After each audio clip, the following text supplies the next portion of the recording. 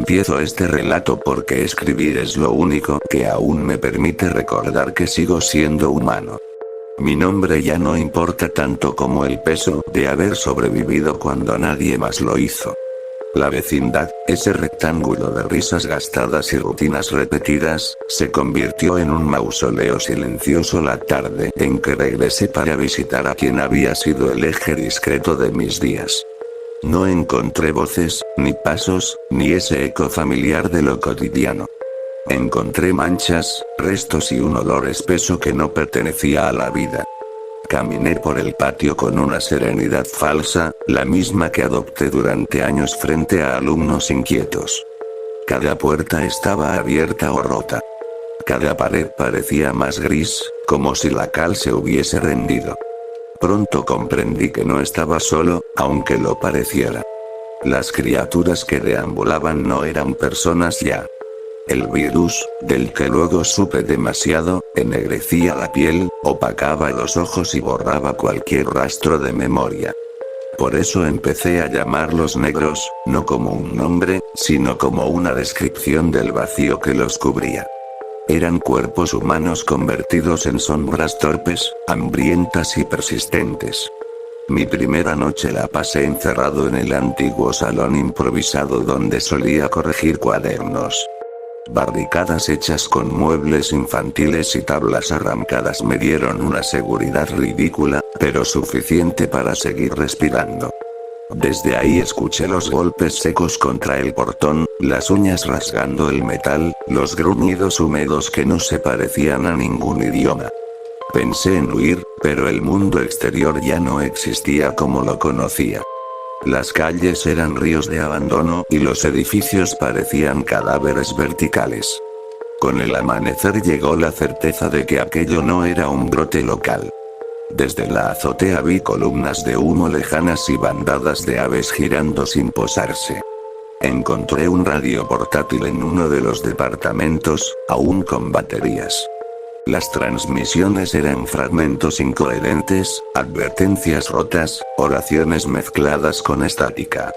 Así supe que la infección había sido rápida, global, y que el orden se había disuelto en cuestión de días.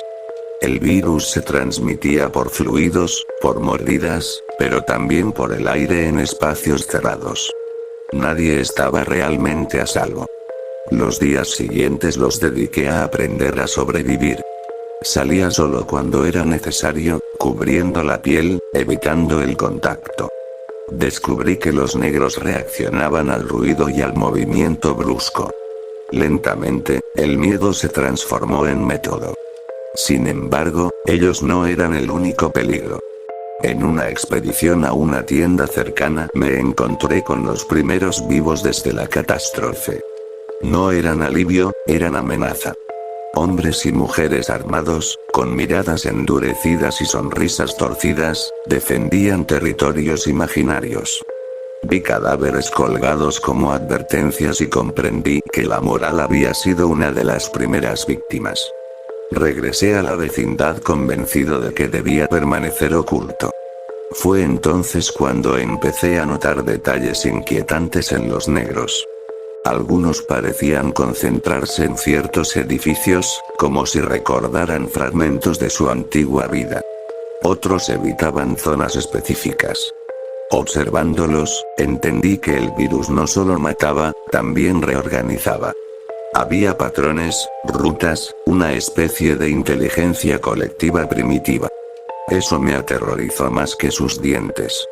Entre los papeles abandonados encontré documentos médicos olvidados, informes de una farmacéutica que había usado poblaciones marginales para probar una vacuna experimental contra una enfermedad respiratoria. El compuesto mutó.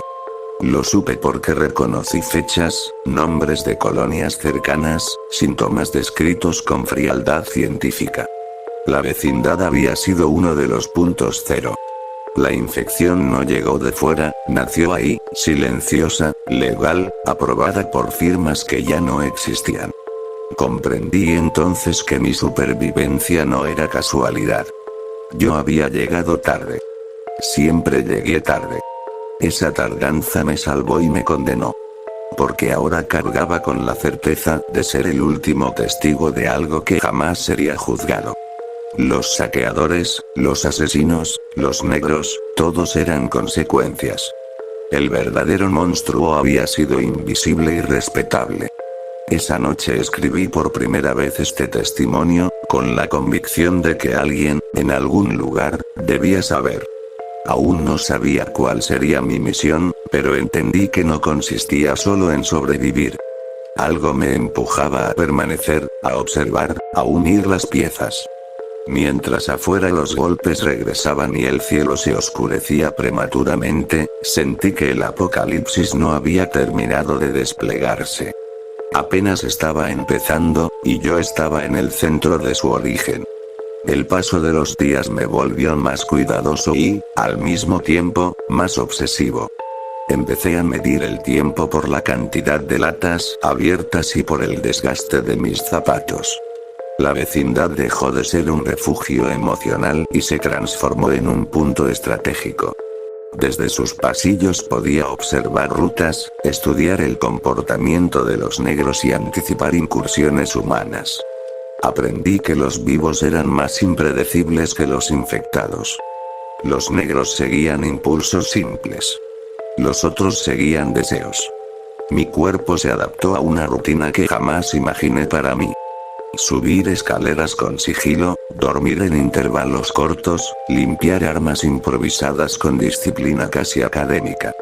Encontré un viejo machete oxidado y lo afilé durante horas, como si pulir el metal pudiera devolverme una sensación de control. Cada mancha que quitaba era un recuerdo menos de lo que había sido ese lugar.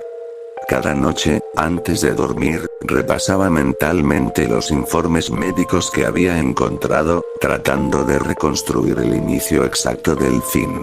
El virus no solo ennegrecía la piel, alteraba la estructura cerebral. Las notas hablaban de una hiperactividad en zonas primitivas del cerebro, una regresión funcional. Sin embargo, lo que observaba contradecía la idea de un simple colapso. Algunos negros se detenían frente a espejos rotos, otros repetían trayectos específicos, como si la memoria muscular sobreviviera a la muerte. Empecé a seguirlos desde la azotea, marcando sus rutas en mapas dibujados a mano. Había concentraciones anormales cerca de edificios gubernamentales y hospitales abandonados. Una noche, mientras registraba un supermercado saqueado, fui emboscado por un grupo de supervivientes. No gritaban, no advertían. Su ataque fue eficiente y silencioso. Logré escapar por un pasillo trasero, pero entendí el mensaje. El mundo se había llenado de cazadores. Desde entonces, cada encuentro humano fue evitado o enfrentado con una frialdad que me horrorizaba reconocer en mí mismo. La educación, la cortesía, todo eso se había convertido en lastre. Volví a la vecindad herido y agotado. Mientras limpiaba la sangre seca de mi brazo, noté algo que había pasado por alto. En el antiguo departamento donde encontré los documentos, había símbolos marcados en la pared, apenas visibles bajo capas de polvo. No eran grafitis comunes. Eran marcas de contención biológica, códigos usados para señalar zonas comprometidas. Eso significaba que alguien había sabido, había intentado aislar el brote, y había fallado. La vecindad no fue abandonada por sorpresa. Fue sacrificada. Esa revelación me dio un propósito deformado pero firme. Decidí ir hacia el origen administrativo del proyecto, un edificio corporativo al otro lado de la ciudad. Sabía que era casi un suicidio, pero permanecer sin actuar era una forma lenta de desaparecer.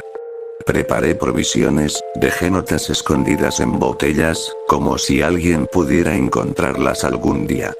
Antes de partir, observé por última vez el patio vacío. El silencio era tan absoluto que parecía observarme de vuelta. El trayecto fue una sucesión de ruinas y amenazas. Vi barrios enteros convertidos en fortalezas tribales, con banderas improvisadas y cadáveres colgando como trofeos. Vi negros amontonados alrededor de camiones militares, como si esperaran órdenes que jamás llegarían. En más de una ocasión tuve que esconderme durante horas, conteniendo la respiración, sintiendo cómo el miedo se filtraba en cada músculo. Empecé a soñar despierto, a confundir recuerdos con alucinaciones. La soledad hacía eco dentro de mi cabeza. Cuando llegué al edificio, comprendí por qué los negros se congregaban ahí. El lugar emitía un zumbido constante, casi imperceptible, proveniente de generadores aún activos. Dentro encontré laboratorios sellados, tanques rotos, cuerpos con batas negras pegadas a la piel. En los servidores sobrevivientes hallé registros finales. El virus había sido diseñado para resistir mutaciones comunes, para adaptarse rápido. El objetivo era crear una vacuna universal, pero el método fue una infección controlada. El control se perdió el primer día. Entre los archivos había algo más inquietante. Un protocolo de contingencia. El virus tenía una fase secundaria, activable mediante una señal electromagnética específica. Esa fase prometía detener la actividad motora de los infectados, pero a costa de un colapso neurológico irreversible. En términos simples, una extinción total. El sistema aún podía activarse desde una torre de transmisión cercana. Era la misión que no había pedido, pero que parecía esperarme desde el principio. Mientras copiaba la información, escuché pasos. No eran torpes ni arrastrados. Eran humanos. El enfrentamiento fue inevitable. Logré huir por un conducto de mantenimiento, pero supe que ahora yo también era perseguido. No solo por los negros, sino por quienes preferían un mundo roto donde pudieran mandar. La torre estaba a 2 días de camino, y mis fuerzas disminuían. Regresé a la vecindad para reagruparme, para preparar el último tramo. Al entrar, sentí algo distinto. Los negros no atacaron. Se quedaron quietos, observándome. Algunos inclinaron la cabeza, otros se acercaron lentamente sin agresión. Por primera vez, tuve la sensación de que me reconocían. No como enemigo, sino como parte del mismo error. Esa noche no dormí. Entendí que el virus no solo había cambiado al mundo, también me estaba cambiando a mí. Mi piel tenía manchas oscuras que no recordaba haber visto antes. Mis reflejos eran más rápidos. El hambre había desaparecido. Aún así, mi mente seguía clara. Demasiado clara. Comprendí que estaba en una etapa intermedia, una anomalía estadística. Tal vez por la exposición tardía, tal vez por azar. Yo era prueba viviente de que el virus podía evolucionar. Y también de que el final que planeaba podría incluirme. Aún así, decidí continuar. Porque si el mundo debía terminar del todo, prefería ser yo quien apretara el último interruptor, aunque eso significara dejar de ser quien alguna vez fui. El camino hacia la torre fue una marcha lenta contra mi propio deterioro. Cada paso confirmaba que mi cuerpo ya no respondía como antes. No sentía cansancio, pero sí una rigidez creciente, como si mis músculos aprendieran nuevas reglas. Las manchas oscuras se extendían por mis brazos y cuello, y el reflejo en los vidrios rotos me devolvía un rostro que aún reconocía, aunque ya no me pertenecía del todo. Aún así, la mente seguía firme, aferrada a la idea de concluir lo que había comenzado. La ciudad parecía anticipar el final. Los negros se agrupaban en silencio a lo largo de las avenidas, formando corredores vivos que me permitían avanzar sin oposición. No era protección consciente, pero tampoco casualidad. Sentía una presión constante en el cráneo, un pulso rítmico que coincidía con el zumbido lejano de la torre. Comprendí que la señal de contingencia no solo afectaría a los infectados. Resonaba en mí como una llamada. Los grupos humanos que encontré en el trayecto ya no intentaron negociar ni atacar con cautela. Me vieron como algo distinto. Algunos huyeron, otros dispararon. Las balas dolían, pero no como deberían. El cuerpo se reparaba con una eficiencia antinatural, cerrando heridas a costa de una pérdida progresiva de sensibilidad. Cada enfrentamiento dejaba menos espacio para la duda. Ya no era completamente humano, pero tampoco una de esas sombras errantes. Al llegar a la base de la torre, entendí por qué nadie más había intentado activarla. El lugar estaba rodeado por una concentración masiva de negros, miles de cuerpos inmóviles, orientados hacia la estructura metálica como fieles ante un altar. No atacaron. Se apartaron. Me permitieron pasar.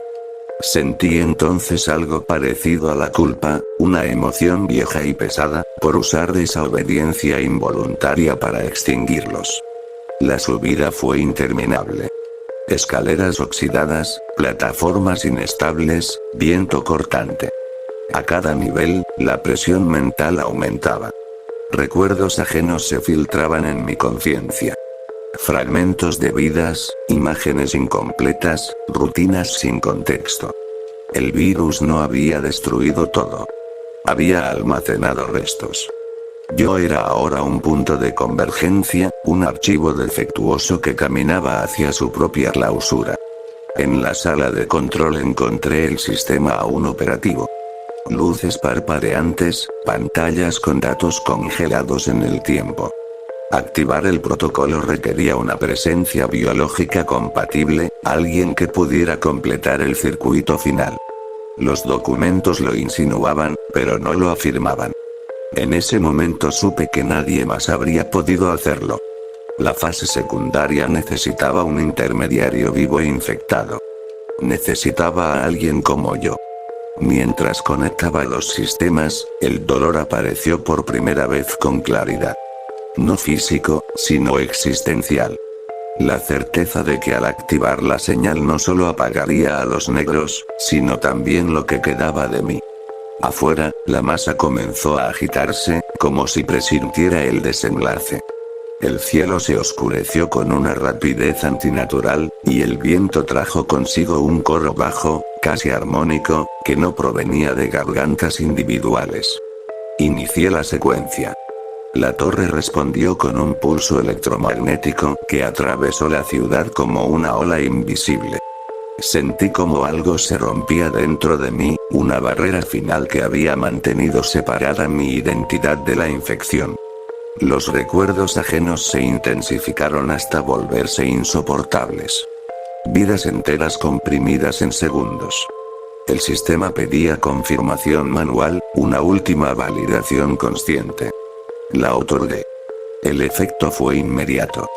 Desde lo alto vi cómo los negros caían uno a uno, como marionetas a las que se les cortan los hilos.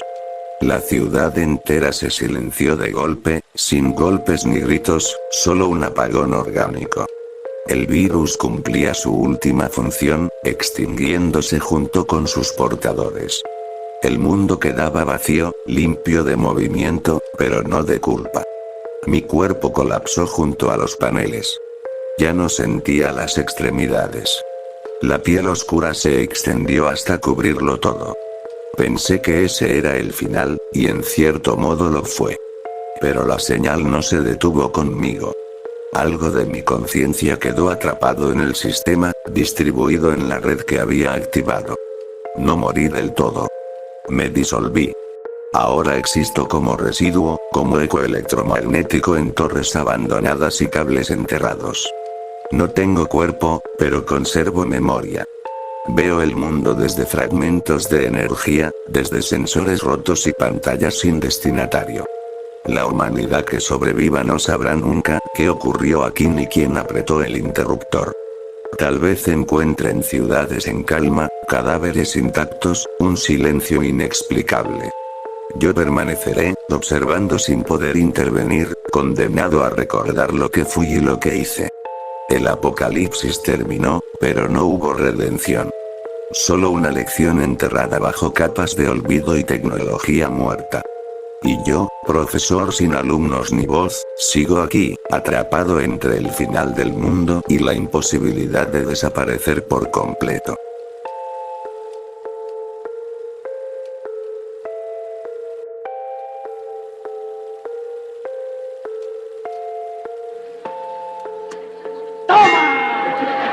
te doy otra nomás porque presta para que te salga.